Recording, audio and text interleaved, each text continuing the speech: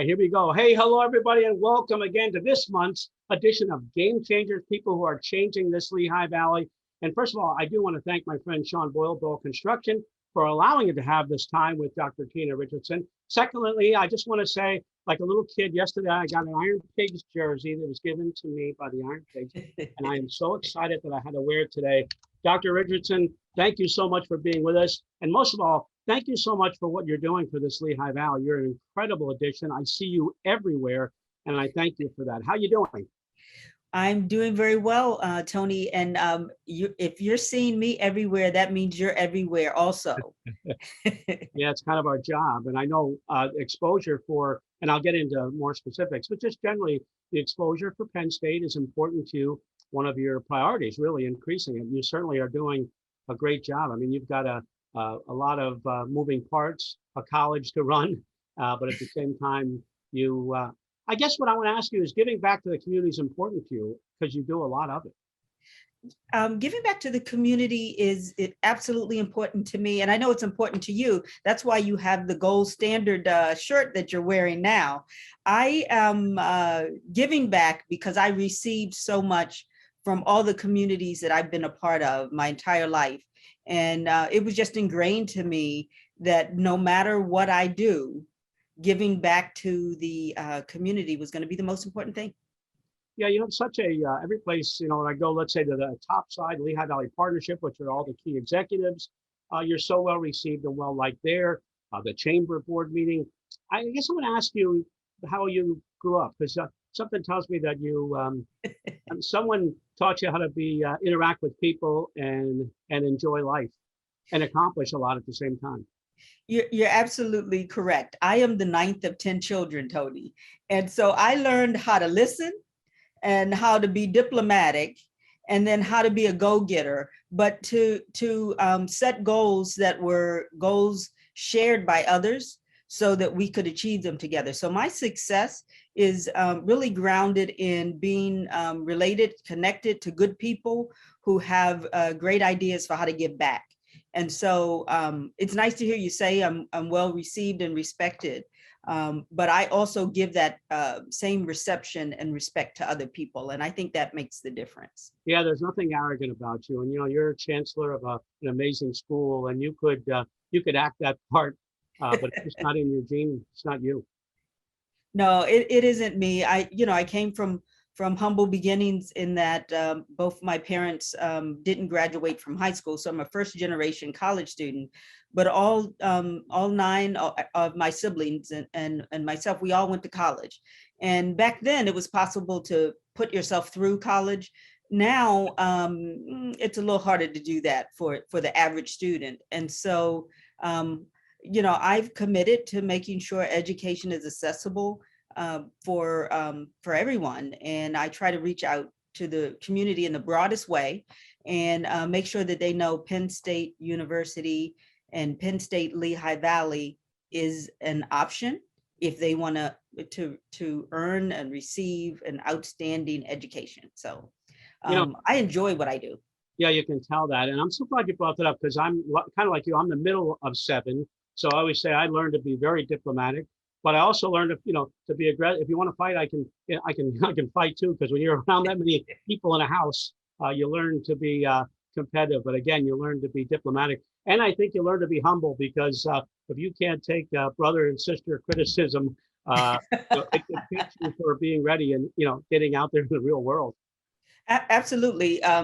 Feedback, criticism, it's always given freely when you're in a big family and large community, but it's given out of love. Now, not always do I encounter feedback that's given out of love, but at least I'm grounded in it and I can translate what might not be delivered lovingly into something constructive that I can use to make myself better and prepare me to give back even more to the community. Tina, I just think it's so impressive when you said both your parents, like me, didn't finish school, but everyone, not unlike us, everyone went to college, which is unbelievable. Somebody had to drive that, if you will, the next generation to do better from an educational standpoint. Absolutely. But I will say that even though my parents did not graduate from high school, they were well educated up until the point that they left school. And so my mother did just what we tell families to do now: read to your children, recite poetry. I mean, I can't tell you how many times we sat around in the living room reciting poetry, and Langston Hughes and Paul Laurence Dunbar, and could do it flawlessly. And so while I was never the most extroverted kid, I had all the skills of an extrovert, and I use those skills today, but I still consider myself to be introverted and quite reflective. And at times I can be a loner, even though most people don't believe that. I want to say the building, I want to talk a little about this, about the school, and the building is just amazing. And I was thinking today, the beginning of that building and where it is today, and how different the approach is in terms of how many people, who you want to educate, just how beautiful the campus is. There have to be days where you have to say, boy, this is I thank God, this is a pretty good gig. Well, working for Penn State is absolutely a great gig, but what really makes my job phenomenal are the students. To be around the young energy, the intellect, the excitement, the enthusiasm, the innovation, man, it creates a rich opportunity for me every day. And I feel blessed, without a doubt. Yeah, and I was reading your bio. I mean, Drexel, Lehigh, you've had what I really loved about your bio is paid your dues to get to the top, to become a chancellor. But maybe the message you could send to people that are watching is, it is a process that we go through. We start at one place and end up at another. Exactly. You really have to be able to take advantage of whatever the setting, the situation is that you're in, and convert that. So I've been fortunate because I started with the entrepreneurial spirit, and I am now chancellor of a campus and leading an entrepreneurial endeavor, the Launchbox series. But I will tell you that I have spoken at various high schools and talked about career opportunities and career progression. And what I always tell young people, it's not where I am today that you need to know the most about. It's where I started. So growing up in Maryland, one of my first jobs, I sold produce at a roadside stand. I sold Christmas trees. I actually drove an ice cream truck. I did all kinds of interesting jobs, learning how to be entrepreneurial, learning how to be a go-getter, and how to convert every experience into the next job opportunity. So I did work for the federal government before I went on to graduate school. But I worked in training and career development. I developed affirmative action plans. And then I decided that I would earn a PhD. And in that process, I got a chance to do a lot of research and teaching. And I earned a PhD in counseling psychology. So I guess I would say I learned a lot about people before I went to college. And then I learned a lot about people after going to college. And as you know, education opens up opportunity. And so each opportunity, each year in school, each year of building a network, I was able to take it a step further. So I did wonderful fellowships as a Fulbright scholar, as a scholar and fellow in the American Council of Education, the Higher Education Resource Services Program. And so I converted everything. I lived abroad. I did international work. I chaired committees at the United Nations for the American Psychological Association. But I was grounded always in wanting to serve the community where I was living. And so I've been in the Lehigh Valley for 30 years. And just being able to learn and grow and be of service to other people. But what an amazing story, unbelievable story. And I love that you said, one of the quotes that you said, no, I really love, that is, I learned a lot about people before I went to college. And of course, being a psychology major, then you learned a lot about people after you went to college, but earned your doctorate, which just, to me, that just blows me away. And I said, you use the word grounded because you are so grounded. As I said, there's never a sense of, I don't want to overplay this, but there's never a sense of arrogance. You're Tina, but you are Dr. Richardson Chancellor too. Is it hard to balance those two? I mean, my favorite quote, I'm not, I don't know the Bible inside out, but my favorite quote is, humble yourself under God's mighty hand and he'll lift you up in his time. I try to make sure that never, at any time in my life, I've gotten carried away with myself. He sort of puts me back in the right place. But you seem to just have that good balance. Well, I think, when you surround yourself with good people trying to do good work, you're reminded every day that there's more good work that needs to be done. So I have no time to have a, grand view of myself because the work's not done. So I go to bed tired each day and I wake up energized the next day to do more work. And being of service to other people is not a self-serving experience. So I think it's easy to stay grounded. If you know what you want to accomplish, if you know who you want to help, if you know there are endless numbers of people who need assistance, I've got to stay grounded in order to be able to do that. And so that's what I love about being connected to a community that embraces who I am, allows me to do my work. And my work is to connect to other people's work. Nobody can do this, can do their best work alone. Mm-hmm. You need partners. So you have to be a good partner, right? To have a good partner. Amen. It's fun. Amen to that. I wanted to ask you this question. I know with the chamber, yesterday you were at our meeting, we talked about our executive committee, 3 candidates, all from the DEI collaborative, actually in our chair 4, if you will. Mm-hmm. And, we feel that we've got to get better. We have to keep working at it. It seems like recently, though, we've made the whole country, if you will, has made, at least the awareness is much greater. From your perspective, how do you think we're doing? I mean, I feel, we've got a lot of work to do in terms of closing wealth gap, making sure people of color in leadership positions going forward. Just your thoughts, because you've lived it. You've had tremendous success. I'm sure you've had roadblocks, but your thoughts on where we are. So I think the United States, the Lehigh Valley, is in an incredibly important place. We are now becoming more aware of things that were less visible. Now, for me, I grew up in the 60s. And so I was the first in my family to go to an integrated school from kindergarten.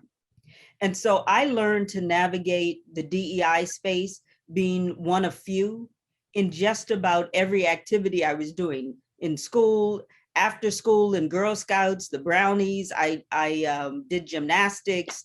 I actually trained with Mary Lou Retton, but she was planning to go to the Olympics. I was planning to go home. And and so I was always around diversity, but I was providing that diversity. I was the different element. And so I've, been a student of DEI for my entire life. And I will say that this is an opportunity for more people to join that effort. Now, I think what the chamber is doing in terms of being more inclusive in its leadership, and I say more inclusive because I don't see the chamber as an organization that didn't practice inclusion, but now it's elevated. I think colleges and universities, they're elevating how they're attending to diversity, equity, and inclusion and belonging. And so there were opportunities to do more in the past, but certainly George Floyd's murder, his death, and everything that's happened since has resulted in community members coming together from different backgrounds and saying, we've had enough, we've seen enough. There's truth to things that we may have held as irrelevant or invisible in the past, but there's so much more work to do, but we can do it together. And so I like what's going on in the Lehigh Valley. My entire career, I have studied multicultural competence, racial identity, white privilege, and other issues of diversity. And I just love that we're in an era now where we are collectively working together to make, this democracy what we really, our ancestors believed it could be. We have a long way to go, but we are on the right track. And I hope nothing slows us down. Yeah, and I think we both agree that we get past the rhetoric and into real change at the top, and make sure that everyone. I mean, the truth be told, that not everyone had. We say an equal opportunity world, but it really wasn't equal opportunity. It was. I'm not saying there weren't opportunities for people, but the playing field wasn't as equal as maybe we'd like to pretend it was. Yeah, the playing field has not been level. But there are a lot of hardworking people who are navigating systems in spite of that. But we can all achieve better outcomes if we work together, eliminating the barriers that have been in the forefront for decades, for centuries. So we're on the right path. Do you ever feel pressure, Tina, when I think I'm intermittently calling you Tina because I know that people know you as a friend and Dr. Richardson based on your accomplishments, but do you ever feel the pressure? Let's say the Lehigh Valley Partnership, which for people that don't know, top executives in the Valley, the only African-American woman in that room. Do you feel, how does that feel, I guess is the question. Is it pressure for you? Do you feel welcome? You've lived this, so this isn't new to you. So I would say that I have been in that type of situation my entire life. So I walk into any room being authentically myself. And you either like what you get or you don't. I guess that's the value of being from a large family. I can function with critique and criticism, and I can convert things that have negative intent to positive outcomes. And so every room that I walk into, every board that I serve on, I serve with the intent of being able to do good work and produce outcomes. And so I'm not in the room alone, even though I might appear to be the only woman of color. I'm not there alone because I stand on the shoulders of those who've come before me, who've sacrificed even more than I have, and maybe didn't go as far in terms of title, but they certainly exceeded any and all things that I will accomplish, because they don't have the here and now where people are working together to make change happen. They had different levels of opportunity than I do. God bless you. Amazing story. I want to switch to the college. I'm going to bring Lauren Spence on, but I don't want to miss this. You had an amazing addition, improvements at the college. What I really struck me is the amount of input from the students, if you will. That's the student group put their funding. Am I right? Almost $1 million or over $1 million from their efforts also for this great expansion you've had? Absolutely. So that's a part of being a servant leader. I mean, the reality is, I want to hear from the students. I want the input of the students, because that's who we're serving. And so the Student Government Association at the Lehigh Valley campus gave $1.6 million of their funds to support the expansion. And, I can't tell you how impressed I am with the students at the Lehigh Valley campus. They are absolutely phenomenal.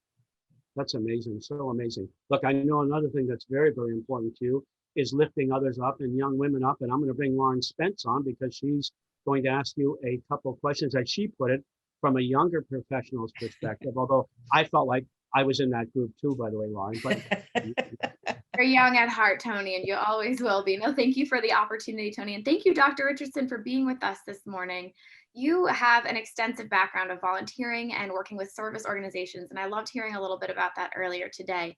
I'm curious, at what stage in your professional life did you become so involved, and how has it impacted your career? So I will say that I grew up in the African American Episcopal Church, and that is a church that is community centered. And so I can't imagine not being involved in the community. And it is the community where you reside that is important, because that's where you have the largest sphere of influence. And you can bring things from other communities that you connect to, but where you live is where you have to do the work. And so that's how I came to to be this person who is just always connected in meaningful ways, and supporting others and what they see as priorities for the community.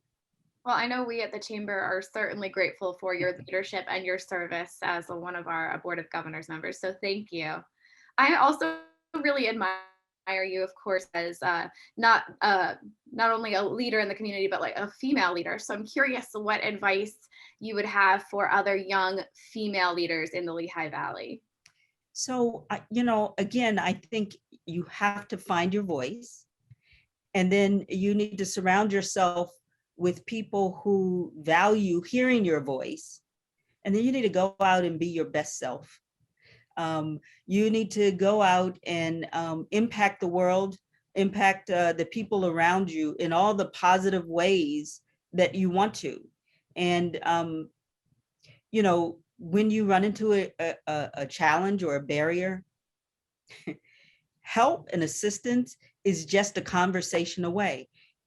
I learned somewhere along my path that if I had a problem, I just needed to talk to enough people until I found the solution, the support, or some insight that would inspire me to continue on. And I think that's the most important thing that I learned early on and that I use today. So I'm going to call Tony tomorrow because I have a problem that I think he can help me solve. I'm in. Whatever I can help, I'm in.